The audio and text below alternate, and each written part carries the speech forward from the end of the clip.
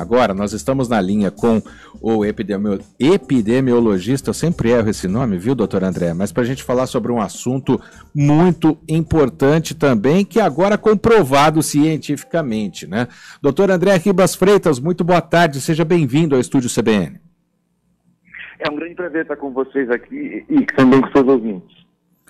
Bom, agora saiu um estudo, né, do DRS-7, o Departamento Regional de Saúde 7, depois de juntar os números, ou seja, de um ano para o outro, 75% menor a letalidade por Covid-19 por causa das vacinas, né? Isso significa o quê, doutor André? Se alguém tinha alguma dúvida da eficácia da vacina, agora está comprovado com esses estudos, né?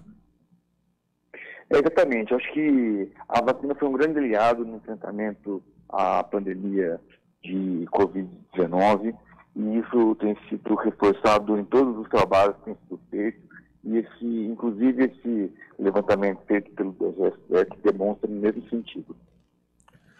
Bom, e também a gente vê o número de casos, né? 34,6%. Nós estamos vivendo, doutor André, um momento da variante Ômicron, né? Muita gente que até passou, entre aspas, imune nesses 2 anos e pouco que a pandemia está aí, agora estão se infectando. Mas mesmo assim, ainda é uma queda de 1/3. Isso também tem a ver com as vacinas? Olha, com certeza, né? A Ômicron, ela é bastante mais transmissível que a linhagem anterior. Então, com a flexibilização das medidas de contenção, houve, de fato, uma primeira onda de Ômicron em janeiro, e logo depois, rapidamente já caiu, porque acontece isso, em geral, quando tem uma linhagem não transmissível, a onda acontece de maneira muito rápida, né? E o período de incubação da Ômicron também é menor do que as linhagens anteriores. Só que com o final, né, do semestre, houve também mais um recrudescimento. A gente está vivendo agora uma segunda onda de Ômicron, né? O dado positivo é que, apesar de aumento agora em junho do número de casos, o aumento no número de mortes foi bastante inferior ao aumento que seria se fossem linhagens anteriores ou se a população não tivesse sido imunizada, né? Exato, eu tenho até o número aqui, né? Em junho do ano passado, 1.459 óbitos, e em junho deste ano, que terminou ontem, né? 192. É uma diferença brutal depois da vacinação. E aí, doutor André, eu queria colocar um assunto que até ontem a doutora Ana Escobar passou com a gente aqui no programa, no Estúdio CBN, que é a questão da eficácia da vacina contra a variante, né? Por exemplo, as pessoas que não querem se vacinar pensam da seguinte maneira: olha, mas essa Ômicron está aparecendo agora, essas variantes estão aparecendo agora, e como é que já tem vacina para isso? E eu queria que o senhor explicasse também a eficácia dessas vacinas também contra essas variantes. Afinal de contas, o vírus ele é um só, apesar de ter variações, né? Olha, isso é muito importante se destacar, né? Apesar de haver algumas diferenças genéticas e imunológicas na resposta entre a linhagem original e a Ômicron, o fato é que, ao tomar um reforço da vacina, você aumenta a produção de vários tipos de anticorpos, inclusive que protegem contra a Ômicron. E, além disso, existe um reforço na imunidade celular, que não é mensurado exclusivamente através dos níveis de anticorpos, né?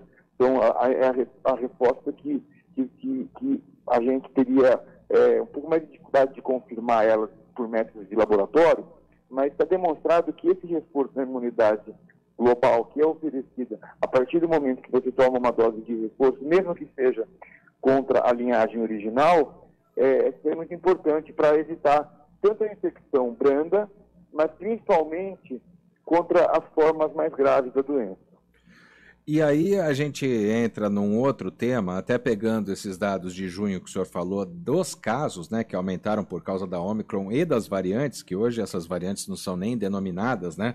A epidemia, a pandemia, no caso, ela vai se espalhando dessas formas, só que a gente vê também, e aí vou dar um exemplo próprio aqui, pessoas que tiveram a Covid-19, mas tiveram pouquíssimos sintomas ou sintomas levíssimos, né? No meu caso, apenas uma dor de garganta, uma coriza.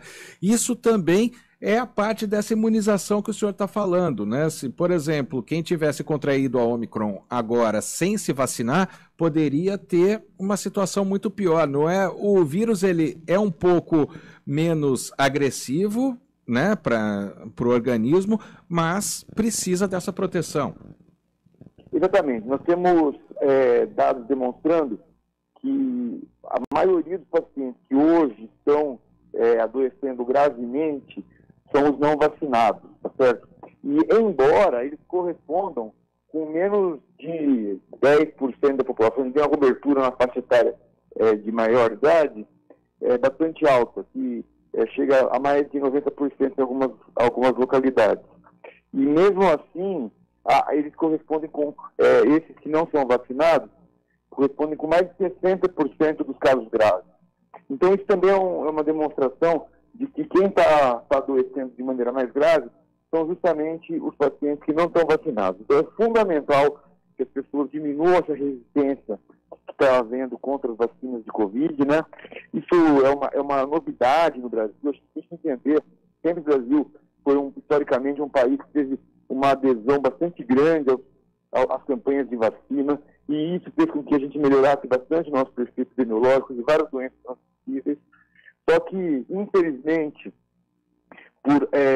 inclusive por posturas da própria gestão federal, né, de resistência ao uso de vacinas, a gente passou a ter entre a população dúvidas sobre a eficácia e segurança das vacinas.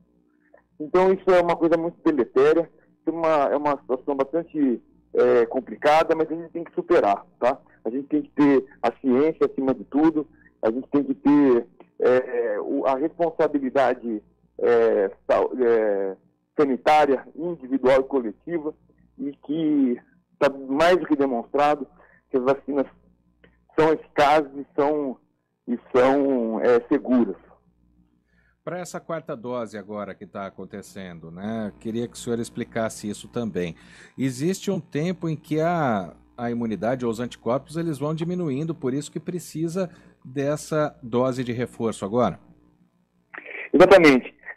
A imunidade contra o coronavírus, ela parece que ela não se sustenta por muito tempo, tá certo? Mesmo aqueles que têm uma infecção, a partir de algum tempo depois, eles vão ter uma infecção mais grande. Mas se houver o reforço, ele diminui a chance de reinfecção, e se tiver infecção, ele vai ter uma infecção bastante mais grande, né?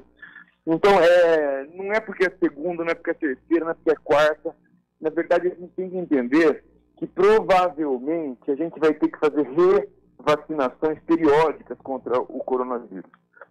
Como já acontece. Pois não. Como já acontece com a gripe, por exemplo, que é anual. Exatamente, é o mesmo caso. A diferença é que para a gripe a nossa imunidade ela é um pouco mais duradoura. E pelo fato de nós termos uma imunidade já bastante desenvolvida contra a influenza, ele só ocorre em algumas regiões do país, como aqui na região sudeste, numa época do ano. Então, é importante a gente revacinar anualmente contra a onda que ocorre no inverno aqui da influenza. E não é o caso do coronavírus, ele ocorre durante todo o ano, porque ainda não temos proteção nem individual, nem coletiva que seja suficiente para evitar a circulação durante os períodos do ano. Tanto que a onda grande que a gente teve esse ano de Ômicron foi justamente no verão. Então é importante que a gente entenda que as revacinações vão ter que ser periódicas. E não temos que ter preocupação se é a terceira, se é a quarta, se é a quinta, ou se é a 10ª.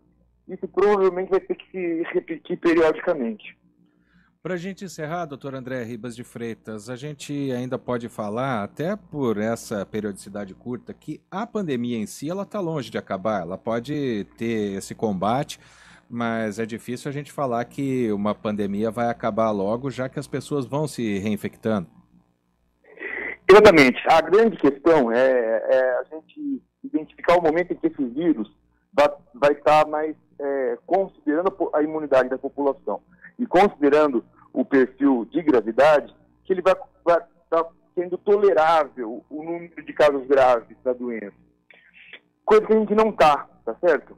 Porque, para você ter uma ideia, em uma semana aqui no estado de São Paulo, tem morrido o mesmo, nesse momento agora, eu estou falando em 2020, agora em junho, final de junho de 2020, de 22, desculpa, na última semana, morreram o mesmo número de pessoas que haviam morrido durante todo o ano de 2009, durante a pandemia de influenza. Isso eu coloco para a gente entender a dimensão da gravidade da situação. Quando a gente estava dentro de uma pandemia de influenza, durante o ano todo, o número de óbitos foi em torno de 1.000 no estado de São Paulo, que é o mesmo que morreram em cerca de 10 dias aqui no estado de São Paulo, como resultado da pandemia de Covid, né? Então a gente ainda está numa doença muito ativa, tá certo? Então a gente não pode descuidar e não podemos negligenciar se a situação ainda requer cuidado. Lógico, já está muito melhor do que tivemos em 2020, 2021, mas ainda requer bastante cuidado e a gente tem que ter responsabilidade nesse sentido. E reforça muito o que o senhor está dizendo, a necessidade das vacinas. Quero agradecer ao doutor André Ribas Freitas, ele sempre nos atende, né? Médico epidemiologista. Obrigado mais uma vez pela entrevista, doutor André. Uma boa tarde para o senhor. É um grande prazer estar com vocês, uma boa tarde para você e um bom final de semana. Obrigado, 2h58.